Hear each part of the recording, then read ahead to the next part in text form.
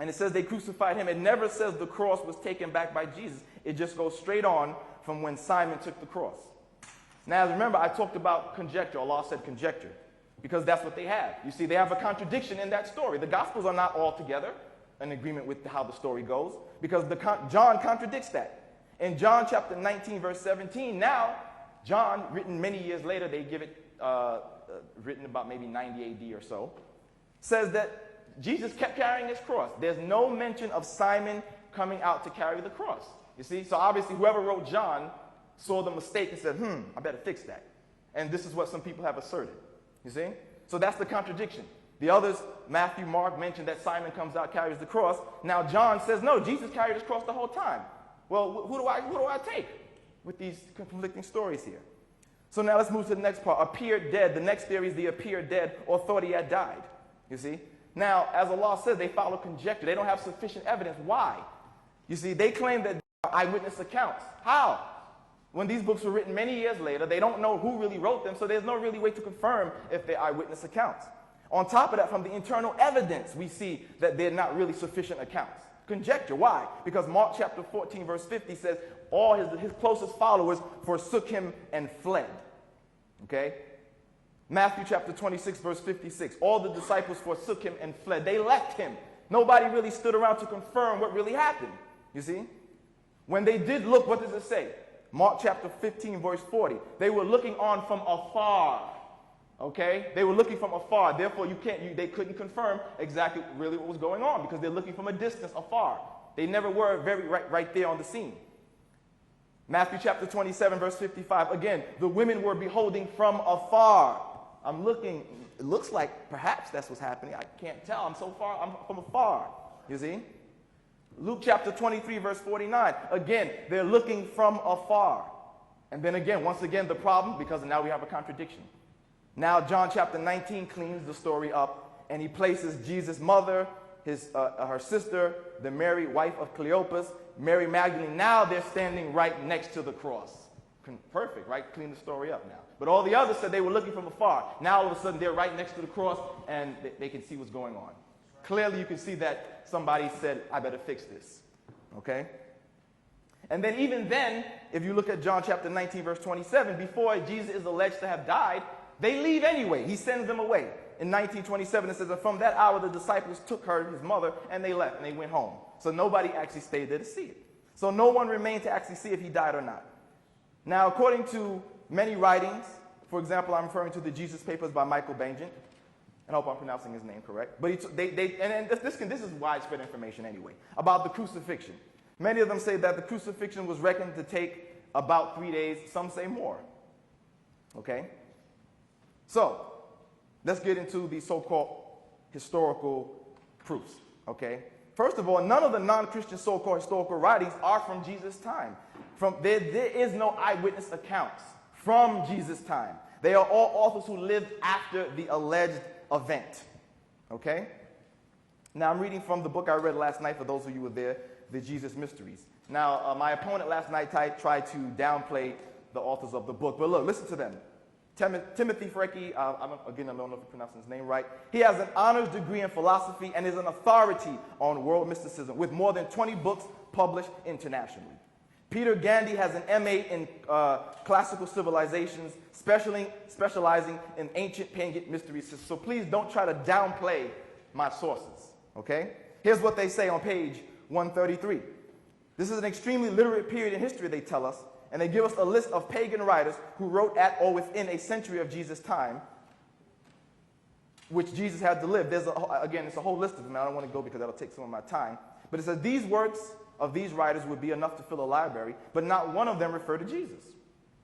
Okay? And again, these are from contemporaries of his time, not people like Josephus, Tacitus, who came years later. Again, none of them are eyewitness accounts. Okay?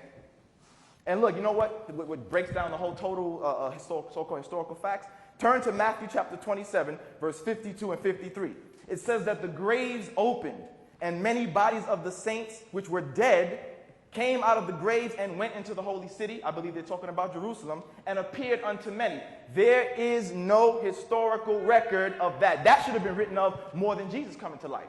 Dead people coming out of graves and walking into the holy city and appeared to everybody, That should have been recorded by everybody if that happened.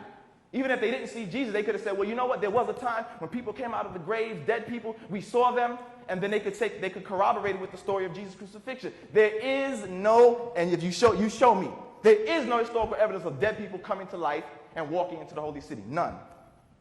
So the question is, did Jesus rise from the dead? Where did we get this idea from? The idea comes from Paul in 2 Timothy chapter 2, verse 8. He says, remember that Jesus Christ of the seed of David was raised from the dead according to my gospel. You see? So now, he said that we make attacks on Paul. Well, we have to ask ourselves, is he trustworthy? You see? In Romans chapter 11, verse 13, Paul says, now I'm speaking to you Gentiles, inasmuch that I am an apostle to the Gentiles. I glorify my own ministry. He said that, not God. He glorifies his own ministry according to his own self. So is he trustworthy? Well, according to John chapter 7, verse 18, Jesus says, he who speaks on his own, they seek their own glory. But those who seek the glory of him who sent him is true, and no unrighteousness is in him. You see? We see that Paul tells us in 2 Corinthians chapter 12, verse 16. He says, but be it so, I did not burden you. Nevertheless, being crafty, which is another word for tricky, cunning, or deceitful, I caught you with guile. Another word for insidious cunning or deceitfulness in attaining a goal. So here Paul admits to catching with deceit and trickery. Okay? So therefore we can take that and toss that aside. Now let's get into this now. So, did they kill him? Allah said they killed him not nor crucified him. And there are two different accounts. Maybe people don't know this. People say, well, why is Allah saying, doesn't it seem redundant that he's saying they killed him not nor crucified, or aren't both killings? Well, if you know that there are actually two accounts, you might know that. You might know why, perhaps, and I'm not trying to speak for Allah knows best if that's what he means, but the evidence seems to support that. There are two accounts on how Jesus died. So Allah said he didn't die either way. Now, everybody's familiar with the common story, which is that the Romans did it, the Roman mode of execution. But how many of you are familiar with the Jewish mode? You see? In Acts chapter 5, verse 30, we see that it reads, the God of our fathers raised up Jesus, whom you killed and hanged on a tree. The Greek word here is xylon. It means a living tree, okay?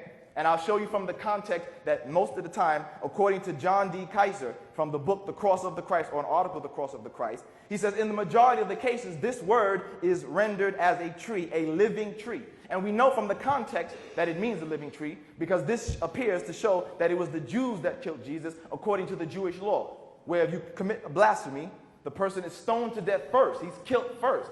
After they kill you, they then drag your body and they hang you up on a tree, a living tree. Okay? Acts chapter 10, verse 39, again, makes the same reference. And we are witnesses of all things which he did both in the land of the Jews and in Jerusalem, whom they killed. He's talking about the Jews now. Killed and hanged on a tree. Okay? And we see that this is a reference to Deuteronomy chapter 21, verses 21 through 23, where the command to put a person to death by stoning and then hanging the person on the tree. All right? I have a few minutes, so let me just jump to the heart of the matter. Now, the heart of the matter is this. Christ, now, I'm going to stop my opponent's argument from the beginning, because I know what he's going to do. He's going to say, oh, well, the scripture says that Jesus said he would die and he was going to give his life willingly. Is that the case? You see? Because we see in Mark chapter 14, verse 34 through 36, that Jesus prays for death to be taken away from him. It doesn't appear that he wants to be this willing sacrifice. You see? He's praying very strongly, it says, for death to be taken away from him. And in Luke chapter 22, verse 43, it said there appeared an angel unto him, strengthening him, apparently giving him some assurance that you will be okay. You see?